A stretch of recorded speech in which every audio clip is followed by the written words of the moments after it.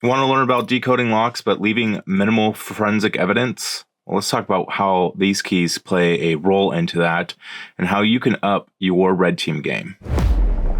Decoding locks. It's something I love to do on every engagement, and it is extremely powerful when you're going up against a corporation that's using a master keyed system, and you can produce a master key for that particular system. And the easiest way to do that is by taking out 3 cylinders in different areas and decoding those locks. Now, for decoding locks, you need a few tools. First, you need your lock cylinder. You need a plug follower, of course, tweezers, a key blank that fits inside that particular lock, as well as some shims. Now, you can get commercial shims, but what I like to do, especially when I'm working on locks that are of a higher quality, that might have tighter tolerances, is I'll use these shims from an anti-theft tag. So you just cut this open, it will give you 2 shims that you can use. I will store my extra ones in this plug follower case. This plug follower setup made by HPC. Not a plug, but HPC, if you want to sponsor my videos, just let me know. I love your equipment. As you can see, right here. But yeah, I put all my spare shims in here, both commercial and these anti-theft tag ones. But these anti-theft tag items, they are thinner. So this is very thin shim stock, basically. And they're hard to use as regular shims, so we won't want to use like one of these and a general key blank. Now, we can in a pinch, right? Don't get me wrong. But generally, how I like using these is because they're so thin and they require such a light touch. I will use what I call the quick decode keys. Now, this is an invention that I came up with out of necessity. I was working on engagements where we had to leave minimal amounts of forensic evidence while we're doing what we were doing for this particular job. And I was like, okay, well, let me run some tests. And I ran some tests. Now, leaving the amount of evidence that you leave with a normal shim and a key blank is minimal already. It does leave some marks on the sides of the pins. And this will also leave some marks. So very, very minimal. We're talking a huge reduction, over a 10 times reduction in any marks left inside the lock itself. But I needed a way to safely, effectively take a lock, decode it with leaving minimal marks on it. And I didn't have the luxury of just taking off the top cap, right? Or having a key that worked with it and taking apart the lock in that fashion. And I also had to do it kind of under a time crunch. Now, I came up with these. These are the quick decode keys. How they work is they are cut from various heights. So this is for Schleg. So they're cut from 0 to 9. And they work by just, you put it in, you tap on the back of the shim very gently.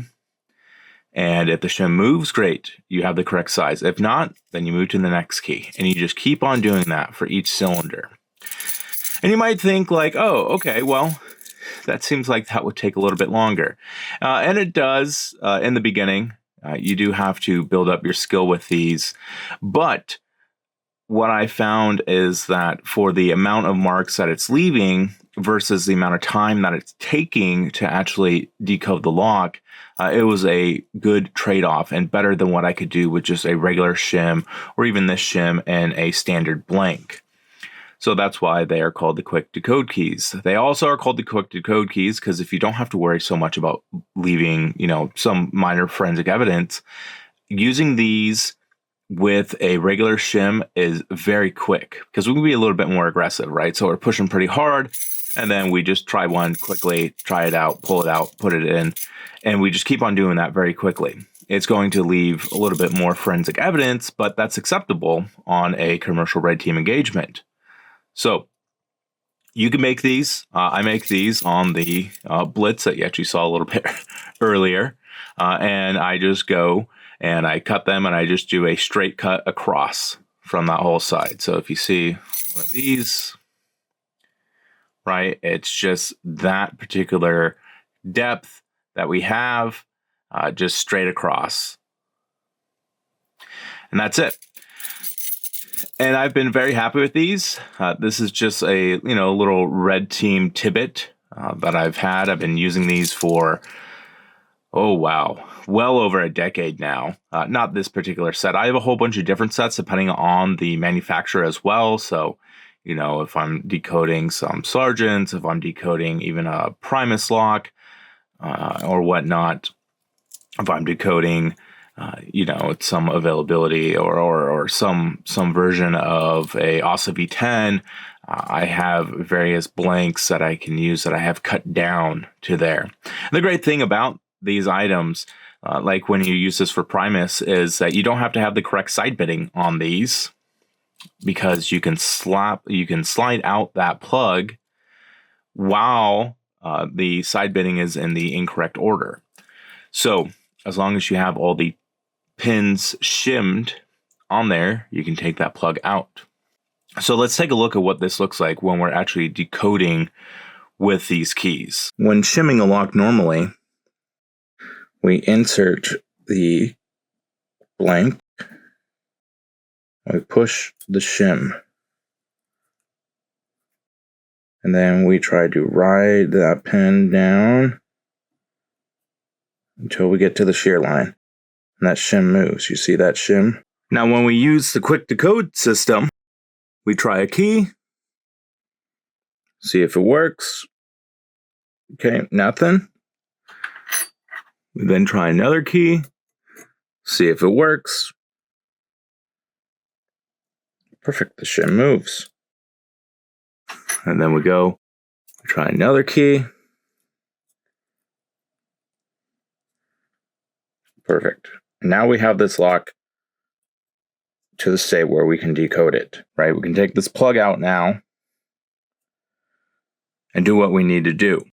And we put minimal pressure on any of the pins that we touched. And we have security pins in here. Did those really bother us? No. Because we're dealing with the master wafers and we're dealing with the key pins, which in this particular case have no security feature. But even if they did, we're meeting it right at the shear line. So we are not going to have to be worried about divots or cuts or anything like that in any of these pins. So there you go. You saw how to use these keys, how they're effective, and how they require a light touch. But with that, you're leaving minimal evidence on the lock. In fact, the most amount of evidence that you're leaving is actually the edges of this shim scraping where the plug meets the cylinder itself, right? It will have those scrape marks along there. But even those will be super minimal itself. But this is just one thing. This is one little hack that I do to speed up my decoding in the field. Because there are some times where you can't take a lock. You're on a commercial engagement and you can't take a lock outside of the environment. Well, when we do that, I want to use the tools available to me. And sometimes we have to make the tools to allow myself to be more effective while I'm on that red team engagement, performing the physical portion of it, and then so we can move into that digital portion afterwards. So there you go. Let me know what you think about these. Again, it's super simple on making these. Anyone can make them. I would recommend that you use blanks that are multi-keyway blanks. So using like a Schlage L, right? You can find different multi-blanks or multi-keyway blanks for each lock manufacturer. But what do you think about these? Do you think these would be helpful for you, or is this just a waste of time and you're sticking with the regular commercial shims and just a regular key blank? Let me know in the comments below. Hope this video was helpful. As always, stay sneaky, keep it legal, stay safe. Till next time.